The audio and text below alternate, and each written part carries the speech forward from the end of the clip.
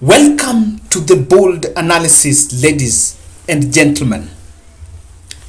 There are questions that have emerged around IEBC, and when Raila Odinga made the statement that we either go manual or he boycotts the election, there are different narratives that sprouted to counter his statement. These are the narratives that came. And many people were wondering, why would Raila Odinga, who in many instances has been touted as the deep state candidate, complain of an opposition outfit possibly in scheme to interfere with the election?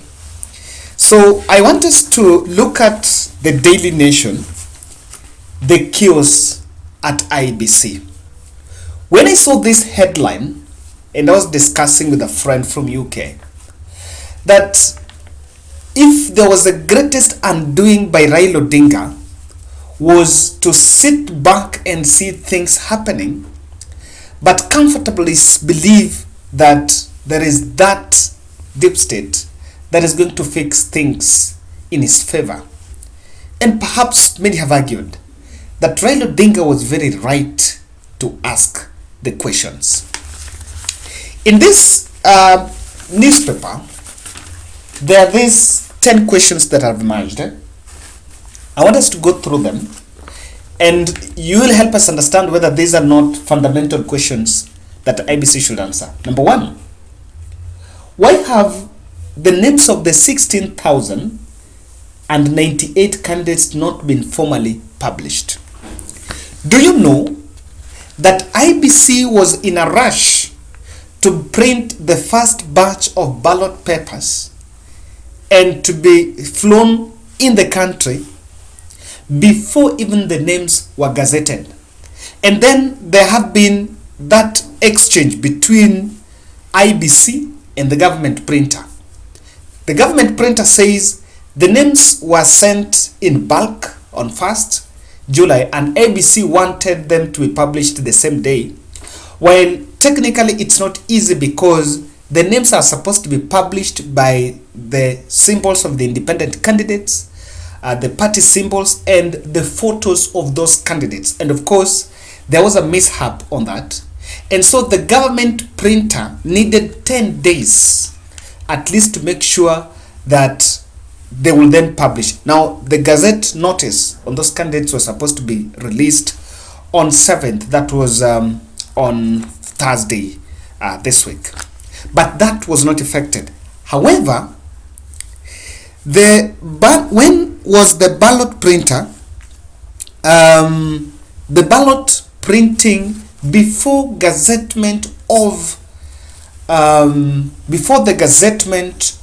of the candidates is a legal question, and it can be challenged somewhere in court when someone is trying to look at the election process. IEBC is simply saying that by notifying the printer of those names, that's already a gazettement, and of course it's questionable. Now, do you know that the commissioners of IEBC were only notified about the arrival of the first batch of ballot papers on Wednesday night? So, does it mean they didn't know? Who is the commissioner who maybe was sent to oversee that process of printing? There's no one from IEBC that went there. And that is why I think some of the reasons why Raila Odinga was a bit skeptical on the state of the house at the IEBC. There have also been why they push to have media take over the results tallying process. Okay, unlike the previous elections where the figures were being shown and they were streamlining figures, IEBC simply saying that now they are going to streamline they are going to stream live stream they are going to live stream the result declaration forms from the polling station, even though it's not a favor for media to play a role in this.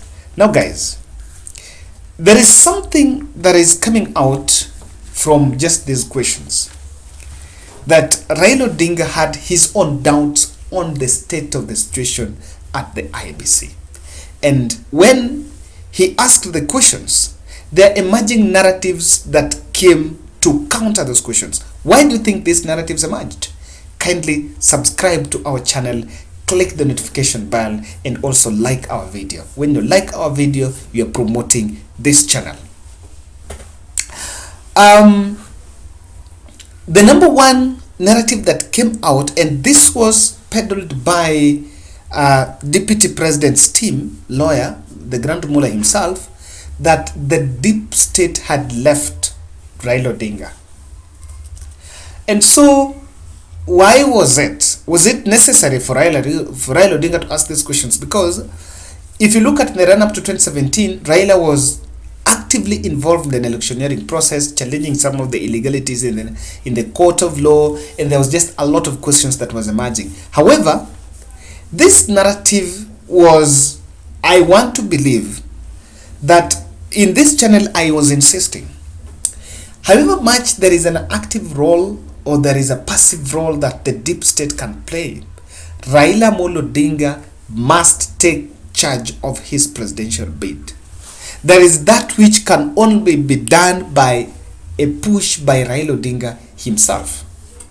Of course, there are people who are around President Uhuru Kenyatta who worked, and if you look at what the kind of narratives that have always emerged, that at the IEBC commission, there could be that there is a vertical approach to information where that deep state, if it evolves, if it exists, it might speak to the top management. But how about if Deputy President goes to the men that are having the passwords, to the men that are having access to the information, to the men that are having the data? It is not very usual, because Davis Chirchir worked at IEBC. He's at the center of election at the Deputy President camp, and he has access. There are also structures that he inherited at the commission, and he understands how that commission works better than even some of the new commissioners that are now working there. So that narrative of Raila has been maybe left by the deep state. I think first it was just peddled, or it was just propagated to show a man that has been defeated, that to depict Raila as a man that has conceded defeat. And now, this was aiming at making sure that his supporters are demotivated. I can honestly say this. I received more than 25 calls yesterday. People, and the question that everyone is asking, bana mbona mzee analia bana, ama hii kiti imeenda? And I think I became more of an advisor, really. And that is why I think the intelligence report came out immediately, and Raila had to rush to Kirinyaga and say what he said. We cannot boycott the election. We are not going to boycott the elections. Because the language of boycotting the elections, I think to some extent, people seem to have understood it differently. Now, number two, the other narrative that was also brought here, and this was just counter narrative on William Ruto's side, was Raila is planning to dispute results. Remember, David Murathe had insisted at some point that if Raila is going to win, Raila is going to win this election, and if he doesn't win, he's going to accept the results and move on and congratulate the winner. But then, guys, I can tell you, even me from where I'm seated, we are going to have very smooth transition. However, that transition will be accommodative. In what sense? I listened to Mwangi Kinjuri saying that he wants to market, Mount Kenya small parties want to market themselves. Because after this election, whether Raila wins or Deputy President wins, someone will have to go for post-election pacts. That is it. So, number one, Raila is planning to dispute results. I don't think that exists. But some of those questions that emerged on even the manual register were grounds of opponents going to court to challenge. The issues about the ballot boxes printing, even before the names are, even in fact, there are some names that are still pending in court. There are some cases that are still pending in the High Court. That is already a ground for nullification of the election results. And many have argued that that narrative of Raila disputing results was just peddled for them, it was just propagated for them to cover their narrative of, or rather to cover a narrative that is going to be taken to them, that they are planning to dispute the results. Uhuru and Ruto are working together and they are playing Raila Odinga.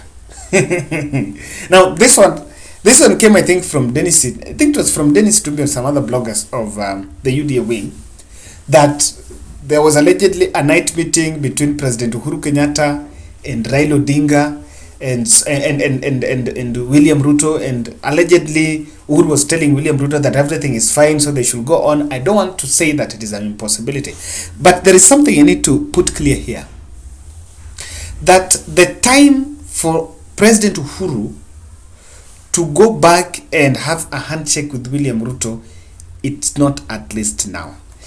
Politics is about optics. If Raila Odinga's campaigns are to be deflated completely, is a handshake between President Uhuru Kenyatta and William Ruto. So for me, that is not here. Just the next 30 days until we go to the election, and maybe election management after August 9th, then that conversation can find its way in the minds of Kenyans, or even it can find its way. Now, as that narrative of Uhuru Ruto was going on, Ruto appeared in an interview and was very categorical that the bishops tried to bring a truce between the two of them, and for reasons best known by President Uhuru Kenyatta refused.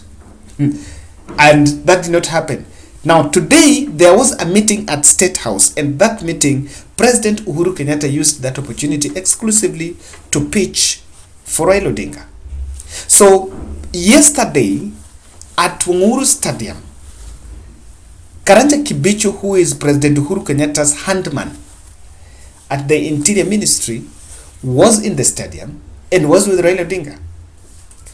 When Raila was in Nyamira, Matengi was in Nyamira with Raila Odinga. So you can see a possibility here that the narrative of Uhuru Ruto truce was just used to please Mount Kenya. And of course, it was a narrative that was being brought so that they can deflate whatever is already going on between Raila Odinga and President Uhuru Kenyatta. So, and that is why I believe that many have argued that if Raila wanted to make that statement, maybe it wouldn't have been Jonet. He would have gone to Wiper Party and pick one candidate there, maybe Mutula Kilonzo Jr. or Dan Mauzo, to make that statement, or rather even go to Jubilee. But when Jubilee speaks, someone is going to see directly President Uhuru Kenyatta is speaking. Whoever speaks in Jubilee will be the voice of President Uhuru Kenyatta. So with that, it's going to lose its meaning. So honestly, I also feel that it was just in order for Junet Mohammed and Raila Odinga to take it head on. Ladies and gentlemen, that's my bold analysis on why I honestly have a feeling that Raila was very right to ask the questions to IEBC, even at the expense of the support base feeling like they're fatigued or feeling a sense of defeat. I have a question. Where is Kalonzo Musyoka? I'm not seeing him in those rallies. I want to be challenged. I did see him in Kirinyaga. I can't confirm whether he was in Kakamega, but I'm not seeing him anywhere. Where is Kalonzo Musyoka? That's my bold.